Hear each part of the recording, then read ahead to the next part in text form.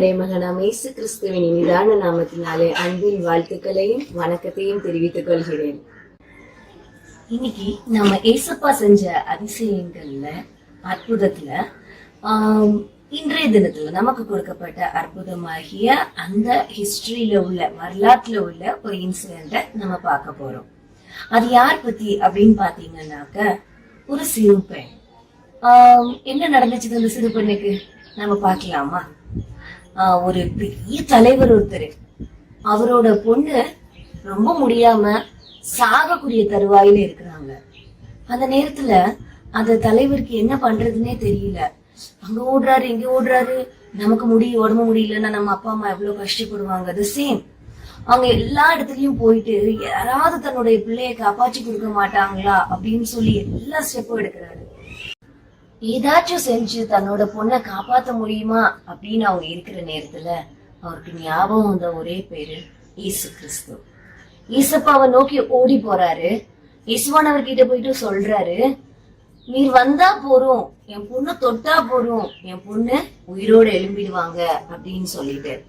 ஆக்சுவலா அவருக்கு தெரிஞ்சிருக்குது தான் பொண்ணு அவளோட வீட்டை விட்டு கிளம்பி ஏசப்பா கிட்ட வர்றதுக்குள்ளேயே மரித்து போயிருவா அப்படின்னு சொல்லிட்டு. அதனாலதான் அவரு சொல்லுவாரு, என் மகள் இப்போதுதான் மரித்து போனா அப்படின்னு சொல்லி. ஆனா அந்த நேரத்துல கூட வந்துட்டு ஒரு விசுவாசம், என் பொண்ணு இப்போ இறந்து போனா கூட ஏசப்பா வந்து அவளை காப்பாத்த முடியும் அப்படிங்கிறதுனால அவர் அழகா போயிட்டு ஏசப்பா கிட்ட கேக்குறாரு, நீர் வந்து என் பொண்ணை தொட்டா போறோம், என் பொண்ணு கண்டிப்பா உயிரோட எழும்பி வருவான்னு சொல்லிட்டு. அதையும் கேட்டுட்டு ஏசப்பா சரி நான் வரேன் அப்படின்னு சொல்லிட்டு அழகா அந்த தலைவரோட கூட போறாங்க. போய்கிட்டே இருக்கிற வழியில நம்ம இன்னும் பார்க்கும்போது கொஞ்சம் இன்சிடென்ட்ஸ் லைக் இன்னும் ஒரு அதிசயம் செய்ய வேண்டி இருக்குது. ஏசப்பாக்கு தாமதமாகுது. அந்த அப்பாவோட மனசு எவ்வளவு துடிச்சிருக்கும். ஒருவேளை நம்ம பொண்ணு அங்க நம்ம வர்ற நேரம் இருந்த மாதிரி கொஞ்சம் ஒரு சின்ன உயிர்ல இருந்தா கூட என்ன ஆகும், ஏசப்பா வந்து காப்பாத்திடுவாரோ, இப்படி நிறைய விஷயங்கள் மைண்டுக்குள்ள ஓடிக்கிட்டே இருக்கும். ஆனா அந்த சின்ன நேரத்துல கூட இன்னொரு இன்சிடென்ட் நடக்குது. ஒரு பெரும்பாலுள்ள ஸ்திரீ அவரு குணமாக்குறாரு. அதுல ஒரு சின்ன கலவரம், என்கிட்ட இருந்து வல்லமை புறப்பட்டது, யார் அந்த வல்லமையை வந்துட்டு அவர்கிட்ட இருந்து எடுத்துக்கிட்டாங்கன்னு அறியறதுக்காக அவர் வந்துட்டு எல்லார்கிட்டையும் கேக்குறாரு. இந்த எல்லா குழப்பங்களின் மத்தியில அந்த தலைவர் வீட்டுல இருந்து ஒருத்தர் வந்து சொல்றாரு, ஏன் நீ போதகரை தொல்லை பண்ற, உன் பொண்ணுதான் இறந்து போயிட்டாளே அப்படின்னு சொல்லிட்டு. அந்த அப்பா ரொம்ப உடைஞ்சு போறாரு. ஐயோ என் பொண்ணு இப்படி என்னை விட்டு இந்த சின்ன வயசுல 12 வயசுதான் ஆச்சு அந்த குழந்தைக்கு, இந்த வயசுல என் பொண்ணு என்னை விட்டு போகணுமா அப்படின்னு நினைச்சு நொறுங்குற அப்பாவை பார்த்து ஏசப்பா சொல்றாங்க, நீ ஏன் கவலைப்படுற, ஆனா நீ நம்பிக்கையோட இரு, கண்டிப்பா நீ அற்புதத்தை காண்பான்னு சொல்றாரு. பிலீவ், ஒன்லி பிலீவ் அப்படின்னு சொல்றாரு. நீ நம்பிக்கையா மட்டும் இருன்னு சொல்லிட்டு. அதே போல இயேசுவானவர் அங்க கடந்து போறாரு. அந்த வீட்டுக்கு முன்னால பாத்தீங்கன்னா ஒரு இறந்த வீட்டுல எப்படி எல்லாம் வச்சிருப்பாங்க அந்த மாதிரி இந்த எல்லாரும் அழுது புலம்புகிற பெண்கள் எல்லாரும் வந்துட்டு அழுது புலம்பி கொண்டு இருக்கிறாங்க. அப்ப ஏசப்பா எல்லாரையும் பார்த்து கேக்குறாங்க, ஏன் அழுறீங்க, எதுக்காக இப்படி எல்லாரும் வந்துட்டு ஒரு இறந்த வீட்டுல உள்ள எல்லா ரிச்சுவல்ஸ் எல்லா சடங்குகளையும் நீங்க செய்றீங்க அப்படின்னு சொல்லி கேட்கும் போது இவங்க எல்லாரும் என்ன இதுல என்ன இருக்குது, செத்த வீட்டுல இதுதானே செய்வாங்க அப்படிங்கிற மாதிரி ஏசப்பாவை பார்த்து நக்கலா அவன் மரித்து போகல, நித்ரையா தானே இருக்கிறா அப்படின்னு சொல்லிட்டு யாராலையும் நம்ப முடியல. எல்லாரும் அவரை கேலி பண்றாங்க, கிண்டல் பண்றாங்க, சிரிக்கிறாங்க ஏசப்பாவை பார்த்து. இது எல்லாத்தையும் பார்த்துட்டு இருந்த அந்த தலைவன் என்ன பண்றாருன்னா, எல்லாரும் இந்த இடத்த விட்டு அகன்று போங்க அப்படின்னு சொல்லிட்டு எல்லாரையும் வெளியில அனுப்பி வச்சுட்டு தன்னுடைய மகள் அண்டைக்கு ஏசப்பாவை கூட்டிட்டு போறாரு.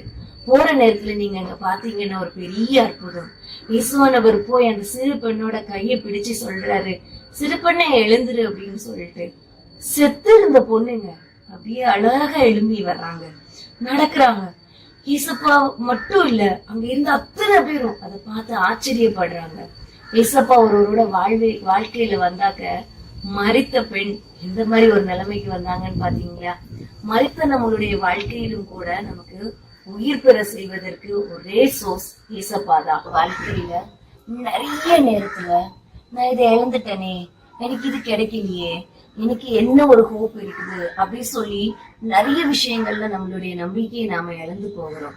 அது மட்டும் இல்லாம எத்தனையோ பேர் நம்ம வீட்டுல வந்துட்டு உடம்பு முடியாம ரொம்ப கஷ்டப்படுற சிச்சுவேஷன்ல கூட இவ்வளவுதான் இவங்கள எங்க அப்படிங்கிற மாதிரி நம்மளுடைய ஜெப வாழ்க்கையில நம்ம குறைவுபட்டவங்களா இருக்கிறோம். அப்படி இல்லாதபடிக்கு இந்த தலைவர் பாருங்க, அவருக்கு எவ்வளவு சோர்சஸ் இருந்துச்சு. அவர் நினைச்சா எங்க வேணா என்ன வேணா பண்ணலாம். ஆனா எல்லாத்தையும் விட்டு இயேசுவான அவரை பிடிச்சப்போ மரித்த தன்னுடைய மகள் உயிரோடு அவருக்கு கிடைச்சா. இது போலதான் நான் சொல்ல போனா நம்மளுடைய சர்ச்சிலேயே நம்ம பார்த்திருக்கிறோம். ஒரு கேன்சர் உள்ள ஒரு ஆண்டி, ஒரு 2 years பிஃபோர், நான் அவங்க சாட்சி சொன்னது எனக்கு இப்போ ஞாபகம் இருக்குது. கேன்சர்னால பாதிக்கப்பட்டு மரித்து போவாங்க. எல்லாருமே சர்ச்சில் உள்ள எல்லாரும் ப்ரேயர் பண்ணோம். ஆனாலும் கூட வந்துட்டு ஒரு ஹோப் இல்லாத வண்ணமாக இருந்த நேரத்துல அவங்க சாட்சி சொல்லும்போ அழகா சொன்னாங்க, இந்த டேட்ல நான் உங்க சர்ச்சுக்கு கண்டிப்பா வருவேன் ஏசப்பா, நீங்க என்ன உயிர்ப்பித்து கூட்டிட்டு வருவீங்கன்னு சொன்னாங்க. அவங்களோட ரூபம் மாறி இருந்துச்சு, அவங்களோட மொத்த சாயலும் வந்துட்டு வித்தியாசமா இருந்துச்சு.